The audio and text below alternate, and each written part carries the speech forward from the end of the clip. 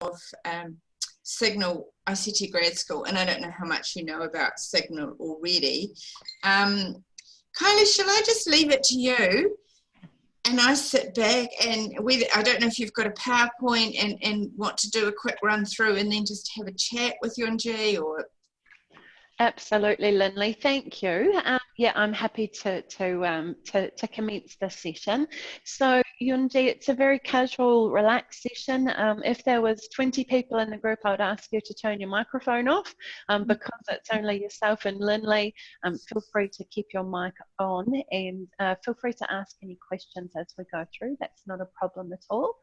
It's scheduled to go for no longer than 45 minutes, and just with one person and Lindley, it's possibly even going to finish a little bit before then, which means we do have quite a lot of time for questions. So feel free to pipe in at any time. So I do have a PowerPoint presentation to share. I'll just get that going now. While you're doing that, I just need to say, Yunji, just so that you know that this is being recorded. The session yesterday was recorded, and this one, and that's probably what will be posted. But I've just got to make sure that you know that before we start. Sure. Thank you, Lindley. Keeping that in mind, if you'd like to ask any questions that might be kind of related to your personal situations, maybe we should leave them to the end, just so that your personal circumstances are not necessarily being broadcast to others who may view the recording. So, yeah. Is that okay, Yunji? Yeah, sure. Okay, great. Awesome. Now, can you see a slide that says the future is tech, be part of it? Yes, it's doing good. Yeah. Fantastic. Okay, rightio. So please bear with me. I have done this presentation, probably about 8 times in the last 2.5 weeks, but I'm still getting used to it. So if I have a little hesitation moving my mouse around the place, it's just so that I can find my notes again. Okay, rightio. So thank you so much, Yunji, for registering for the session today. The idea of today's session is to give people a indication of the kinds of tech career roles that are actually in existence within New Zealand and the world, and also to see how your previous studies or experiences could possibly be brought into the tech sector as far as increasing your employability and so on goes. So let's get into it. So my name is Kylie Jackson. I am the Deputy Director here at Signal ICT Grad School. So we were established in 2016 as part of a government initiative to nurture New Zealand's booming tech industry. So we are an innovative tech graduate school, which enables people to develop their skills as individuals, and also we help businesses expand their own capabilities within the tech sector. And how we do this is by combining world-class tertiary education from our partners. You can see those on the bottom of the slide there. And also we combine that with industry-focused projects and industry experience. We are the South Island ICT Grad School, and we've got studios based in both Christchurch and Dunedin. So the world has certainly changed since the beginning of the year with COVID-19. This is in my notes, and I hope this doesn't cause you any distress, Yunji, but in New Zealand, our international tourism has all but disappeared for now. Hopefully it's not for too long. Hopefully we can open borders again soon. Aviation is almost at a standstill. Manufacturing is doing it hard, and retailers are also finding traditional operations are a real challenge. In the last 2 months, we've shifted to working and learning from home, socializing via video conferencing, and also learning about things via video conferencing. And relying on e-commerce platforms and contactless transactions to help keep us safe. So many industries are hugely disrupted, there's no denying that, and the labour market will change dramatically. But what has increased and a positive throughout all of the COVID crisis is that it's brought to the fore our reliance on technology. And of course, with that reliance, further reliance on technology will come further tech sector growth. So I've just got a quick question here. I'm not sure if you've given too much thought about this to date, Yunji. Lindley might want to help us as well.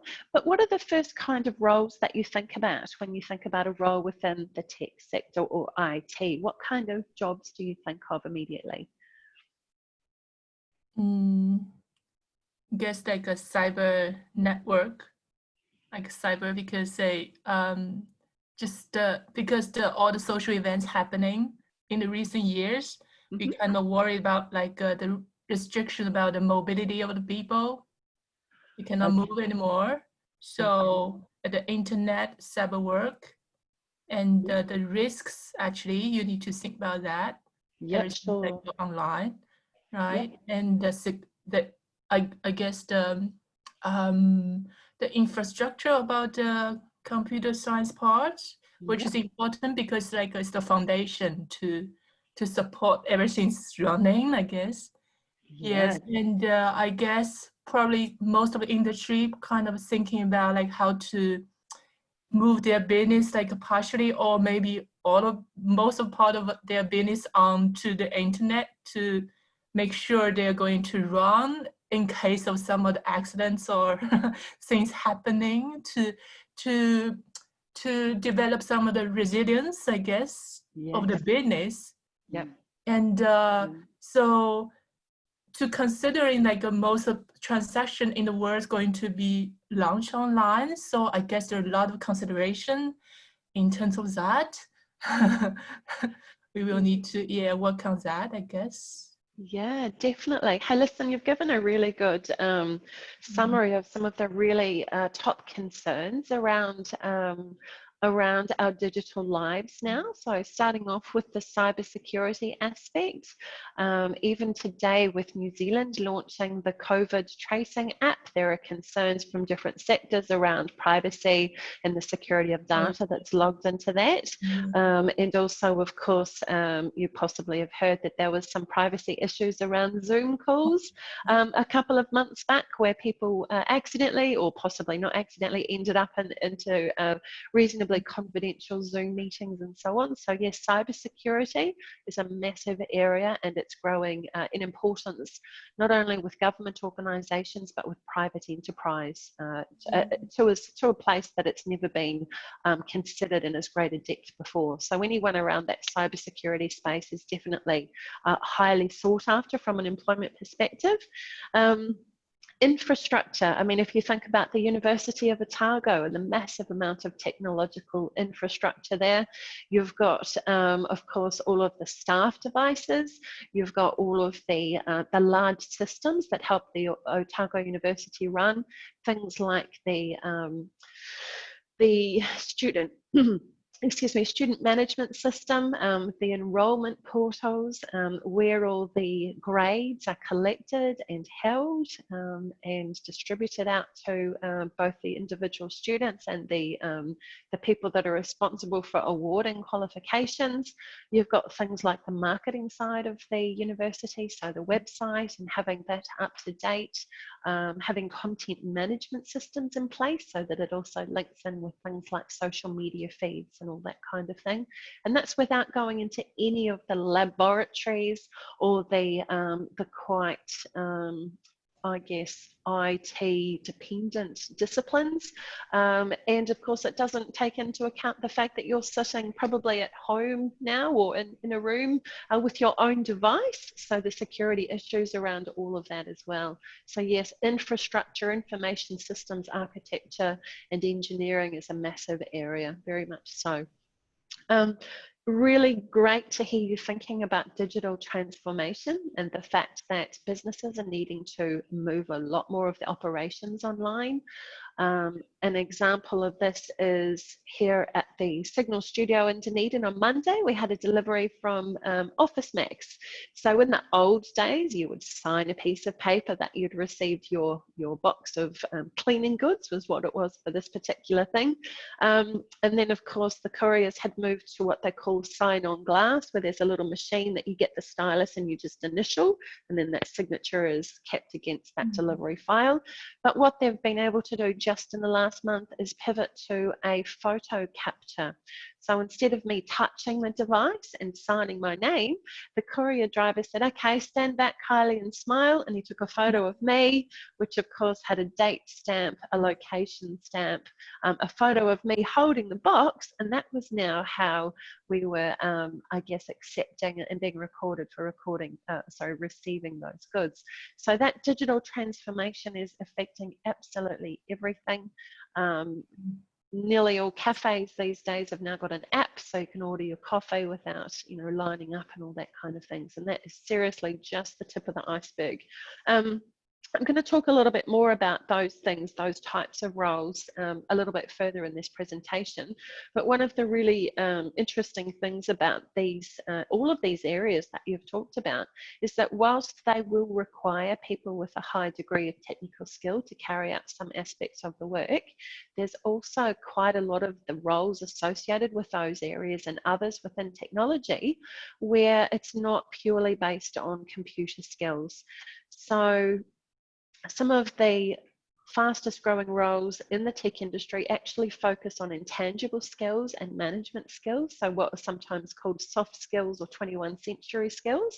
So these can include roles such as project managers, customer delivery managers, and of course people with domain experience across any number of fields, from business to health or aviation or zoology, or basically anything in between.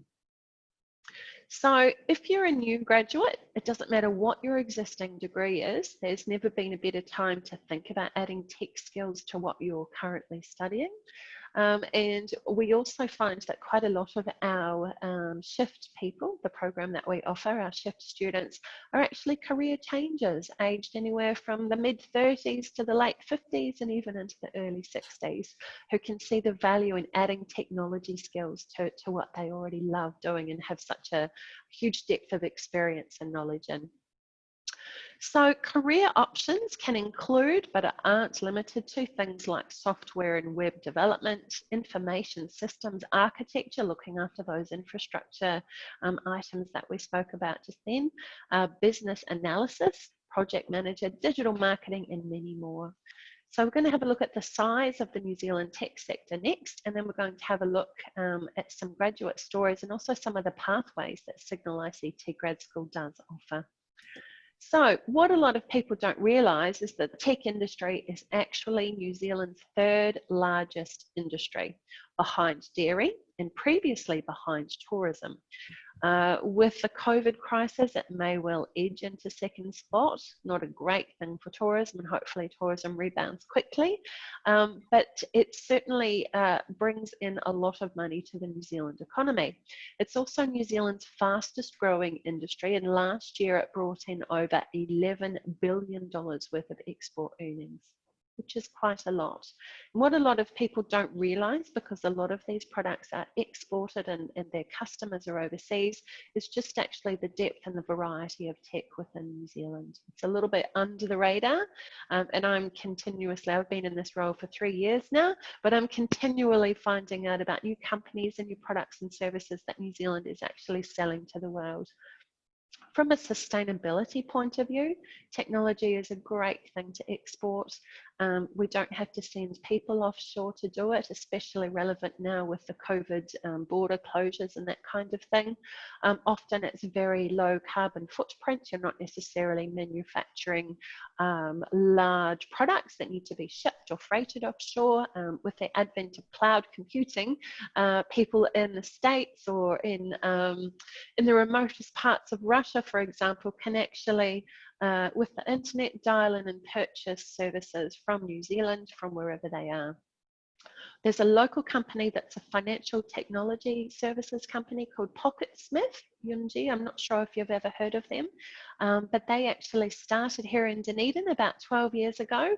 A guy called Jason Leong and his very good student mate, they really wanted to find a way to make financial tracking accessible to people like yourself and myself. So they developed a product called Pocketsmith, which has now got subscribers is. It's what they call a software as a service. So people pay a small subscription each month to use the services, plus they have a free version for people to trial it out. And it's used in over 190 countries around the world. And what it allows people to do is to manage their spend. So for example, you could look at have your bank balances brought into the Pocketsmith product. You could code your recreational spend, your dining out spend, your education spend, or whatever it might be. And you could track how that's going, and also you can do forecasts into the future.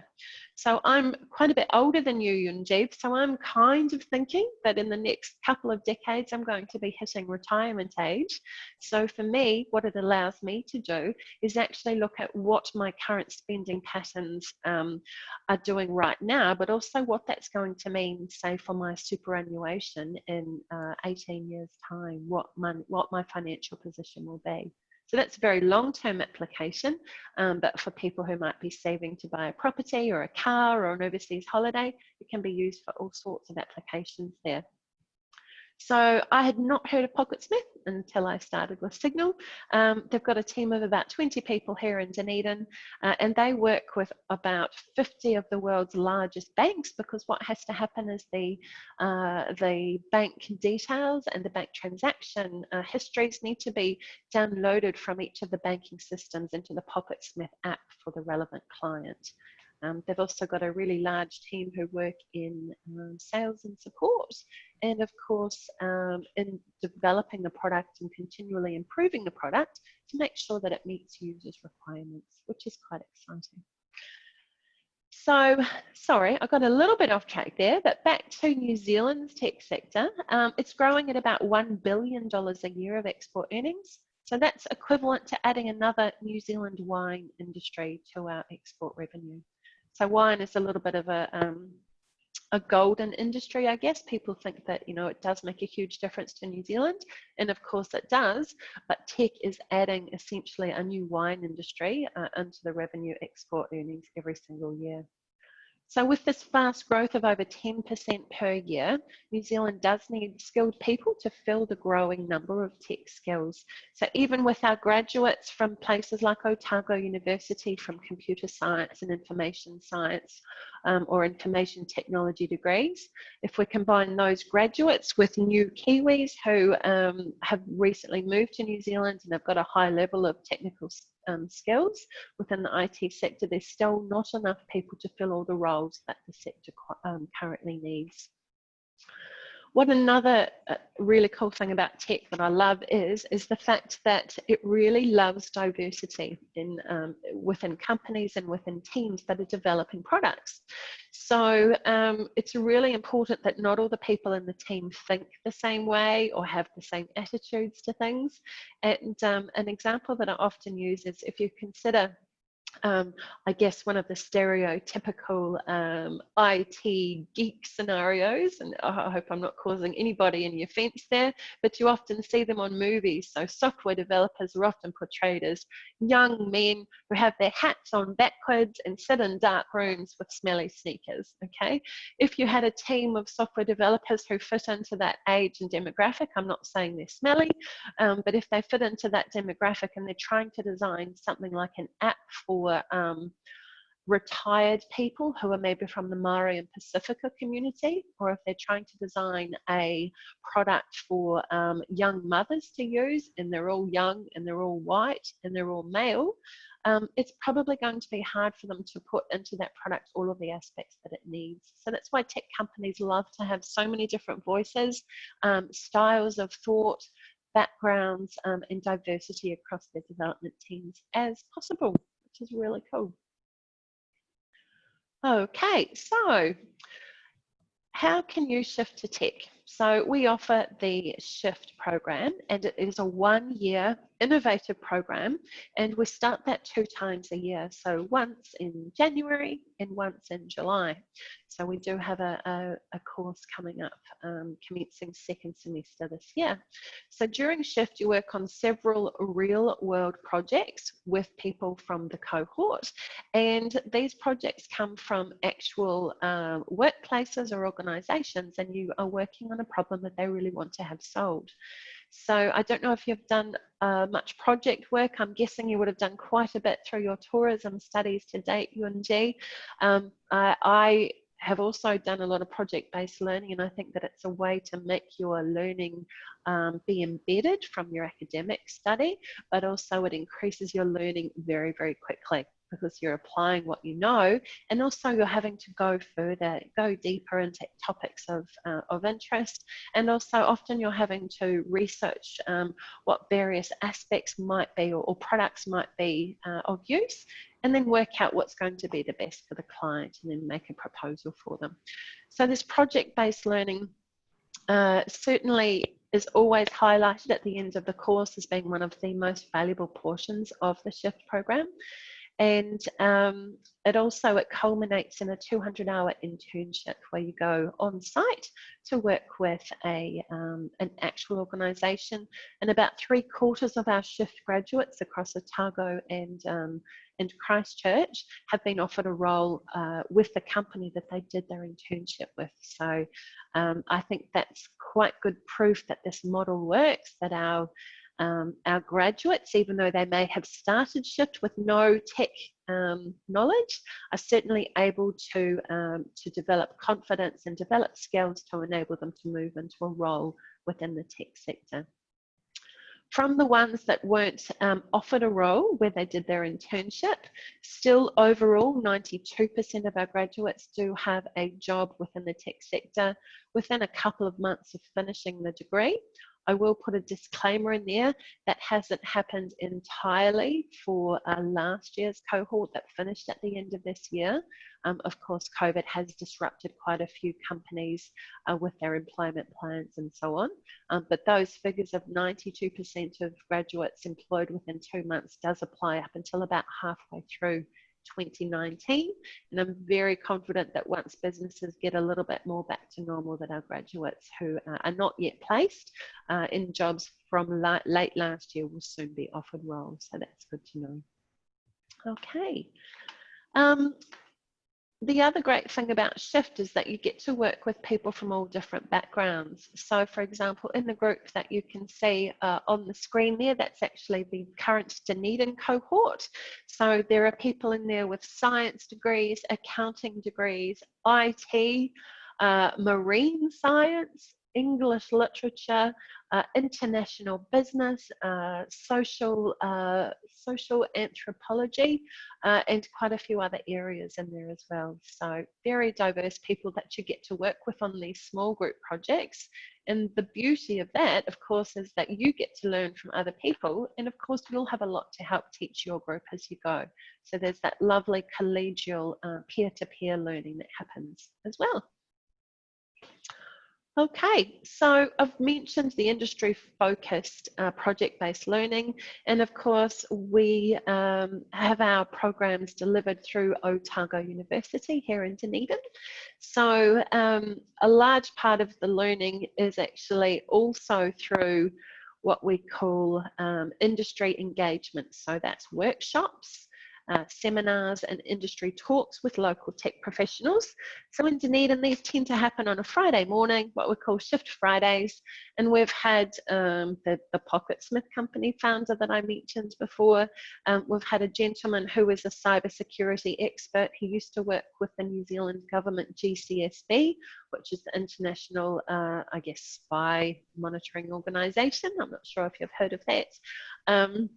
We've had other founders like Kylie Robinson, I should say, whose company Igtimi traces the America's Cup yachts and also helps with televised coverage of the racing and that kind of thing. and also places like Computer Concepts Limited and Datacom. So these are bigger companies that will have clients like the university or the Polytech or Dunedin City Council, and they offer basically end-to-end IT services, everything from procuring and supplying and setting up hardware systems right through to massive information systems architecture. And what a lot of these organisations are doing currently is moving to cloud-based operations for everything they do, and also, of course, looking at better and smarter and quicker and more efficient ways of doing things. So going through digital transformations, whether it's just a small process within, say, the building consents department, or whether it's something around how rates information is shared with the community and the people that are actually paying rates within the area. You will be awarded, if you do shift or people that do shift, a diploma for graduates, which is endorsed in ICT from Otago University if you study in Dunedin. There is, of course, other diploma for graduates available through Otago University. So one is a diploma for graduates endorsed in computer science, and another one is endorsed in information science. So they're actually delivered by the same departments that help us with the SHIFT program, but the difference is that it's much more academically focused, whereas with SHIFT you do get to talk to industry, meet industry, work on projects alongside industry, and also work with industry at the end of the program, which is one of the things I think that contributes quite strongly to the high employment outcomes that we have. If you want to have a look at what kind of companies Signal works with, we do have an industry page on the Signal website. So you can just drop in there and have a look at some of the others that we work with as well on a regular basis. Okay, so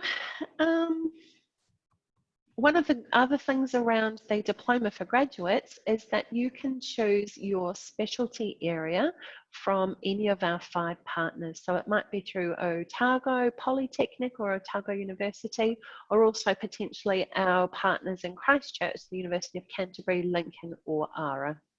Sorry, I've just accidentally bumped a button there. This is actually needs to be updated, this slide, because I'd like to announce, Lindley, this might be of importance to you as well, that we've been actually able to boost our scholarship funding only for the July 2020 intake though. So a full-time student who starts shift in July can apply for up to $5,000 of scholarship money, and part-timers up to $2,500. So, Yunji, are you an international student or are you a New Zealand domestic student currently? I'm international. Okay, sure. So as far as the fees go for shift, you're looking at about the same as a normal undergraduate year of study. So I'm thinking, and I'm talking a little bit off the top of my head here, possibly in the vicinity of 25 to 30,000 New Zealand dollars for the shift program. Yeah. Have you got plans to stay in New Zealand a little bit longer and possibly aim for residency? Yeah, I guess so. I guess this is also one of the reasons for me to come here for, yeah, I come back. First, of course, my priority is come back to education, and also I'm willing to, you know, after education can stay here for a while to, you know, to apply the knowledge somewhere, you know, like, yeah. Sure, sure. Absolutely. So I'm sorry, I can't be more specific around the international fees, or in fact, even for domestic fees, I can't be exactly specific because there is a little bit of variance depending on which specialty papers you decide to study, and they do have some different price structures across them. But yeah, there is, as you know, as a student at Otago, there's lots of other support services around student health services, sports facilities access, and of course careers advice, and that's why you're here with this awesome expo organised by the Career Development Centre at Otago. So anyone can shift into technology. The prerequisite for the shift program is that you have a degree in any discipline. We do actually also have some people that have come through the program that don't have a degree, but they've got a substantial amount of experience, which was deemed equivalent to a degree. So this group on the screen currently is one of our Christchurch cohorts from last year. Again, you can see quite a variation in age and culture and so on.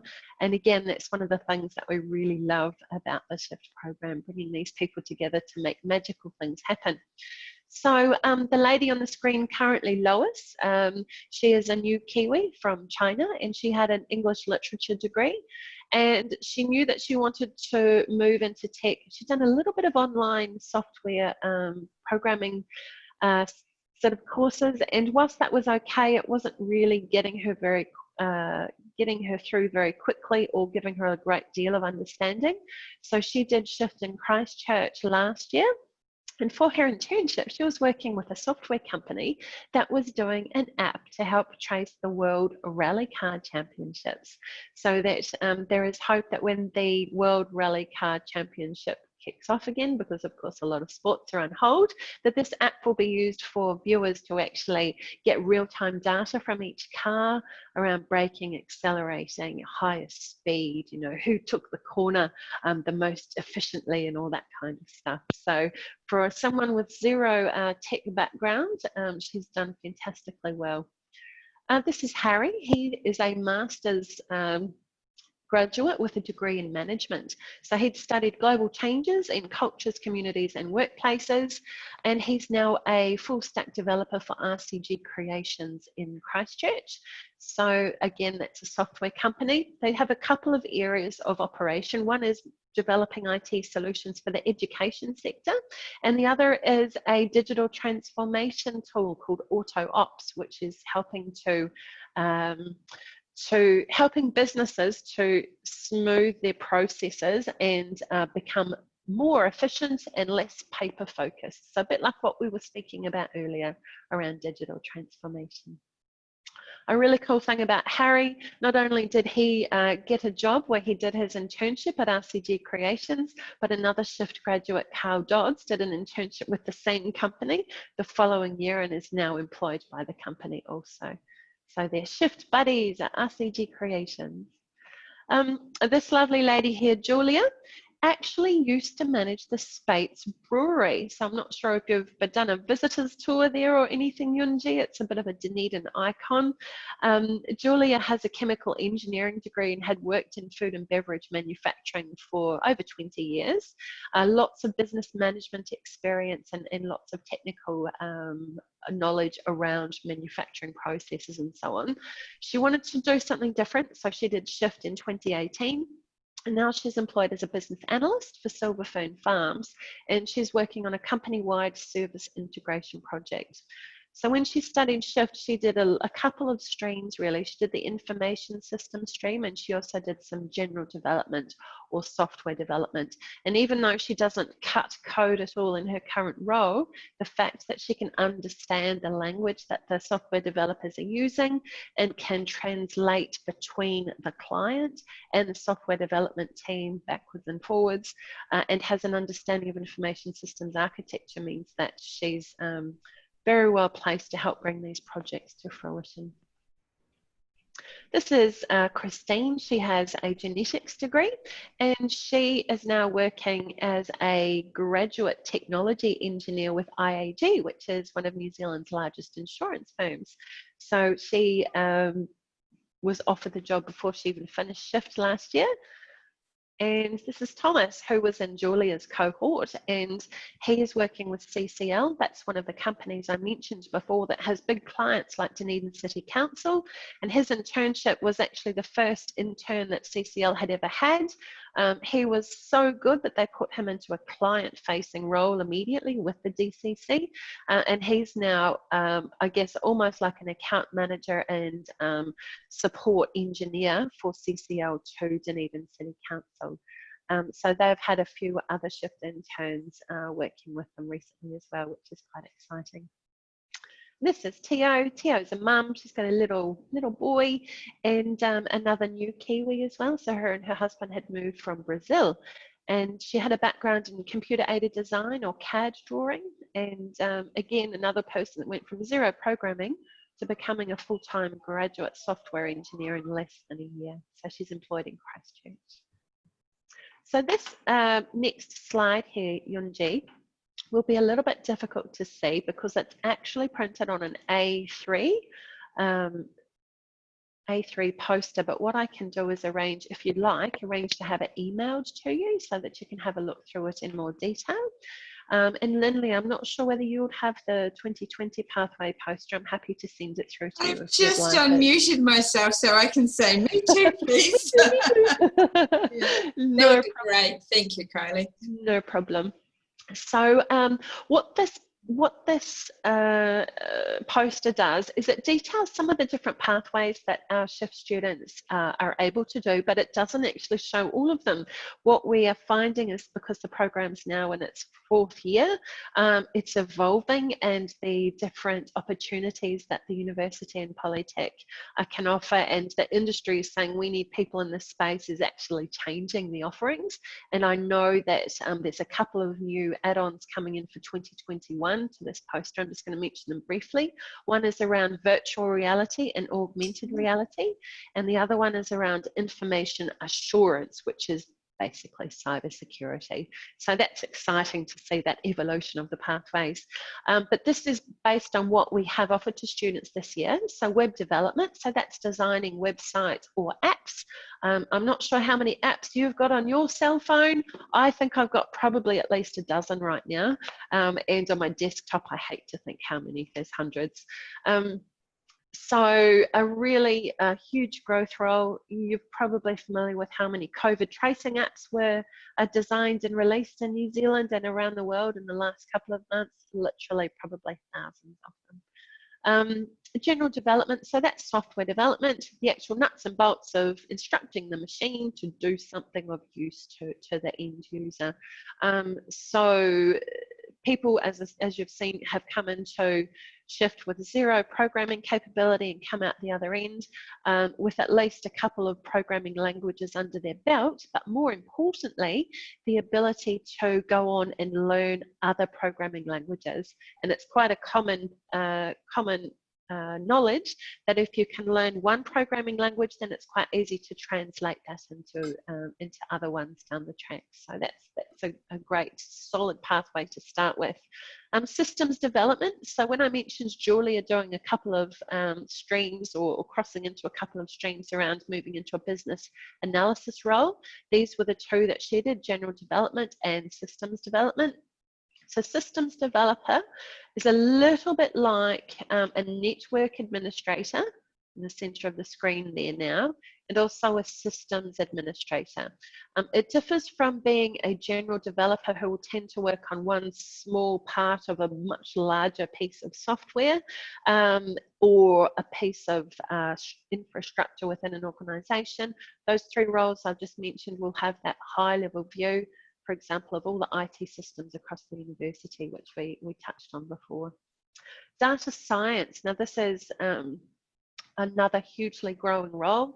I'm not sure if you can read the persona description there, but it says, I'm curious about data and I like dealing with numbers. Visualizing information hidden in the data to educate people and support better decisions inspires me. So I'm thinking possibly with your tourism study to date, you've done quite a lot of research and analysis. I'm not sure if that's something that kind of speaks to you. But of course, data science touches into absolutely everything these days, from road planning to rates allocations for city councils, to the university working out where to spend its marketing budget in the coming year or two, given what's going on. Everything is touched by data science. So a friend of mine runs an IT department for an engineering infrastructure company called Stantec, and his department is called Information to Insights, which is quite a good summary of what a data scientist needs to do. User experience designer. Every time you log into a computer or pick up your phone, there's elements of user experience happening there. One way that I used to explain this to people is if you were looking for a plumber, say 10 years ago, and you went online and you found a plumber with a website, you were like, oh, that's so exciting. They must be very professional. I'm going to use them. But nowadays what happens is if you go into Google and you look for a plumber and you go into the first listing there, if the website is clunky, if it doesn't look nice, if it's hard to know where to go next, or if it's not intuitive in how you use it, or if it glitches, or if it's, if it's not a really smooth and seamless and enjoyable experience for you as the user, I don't know about you, but I tend to dial out very quickly and I'll go to the next website. And if it's more user-friendly, they're probably the ones that I'm going to be contacting. So user experience design touches way more than just website design, as in the look of it. It also, if you think about e-commerce platforms, if you're looking for a pair of shoes, the really successful e-commerce platforms will all have psychologically validated touch points to ask you to purchase the shoes now. Put them in your cart now, do this, do that, to help guide you towards the end goal of what that product is designed to use. Software testing is an obvious one. It's no use releasing products if they haven't been tested properly. We talked before about network administration and systems admin being high-level views of sets of infrastructure and services. Digital marketing is also a massive growth area. Robotics and the Internet of Things is also quite big. More and more companies are looking for automated machines to do some menial work. I know that Scott Technology in Dunedin is actually an automation company. Generally, they work in big food processing companies. For example, turning livestock into meat that ends up in the supermarket, for example. But one of their custom projects was to design and develop a machine that was for dairy farmers to help them feed their calves. So what the machine did was pick up a big sack of milk powder, chop the top off, tip it upside down into a vat where it was then mixed up, and then it was distributed into various feeding devices and so on. So because of the sheer volume and size of some of the dairy farms, that was really a labour-saving device, and it turned out, even though there was a lot of investment, it was actually a cost-saving device long-term as well. Just touching briefly on GIS here. So your phone has probably got location services switched on most of the time, or to use certain apps, things like Uber, things like Google Maps if you're lost and you're trying to find where you're going. So that's a huge growth area. And if you think about it, there's not too many apps on our phones or our devices these days that don't have some aspect of location services tied in with it. Another couple of areas on here that I haven't mentioned but different people have done the pathways for is that business analysis, like Julia, by going across a couple of pathways there, and also cybersecurity. There's been some people that have veered from, say, the software testing and the general development pathways and picked up some quite specific cybersecurity papers at some of our partner institutions to help them get more qualified down that track. So really, it's very flexible, and it might be that you've done, for example, I'm just going to use the data science example again, Yunji. You might have done lots of statistics studies and papers and so on already, but you want to delve more deeply into data science, in which case you work with the academic coordinators who will put you onto the right pathway to help suit where your current skills are and where the next steps would be for you to help you achieve your career goals.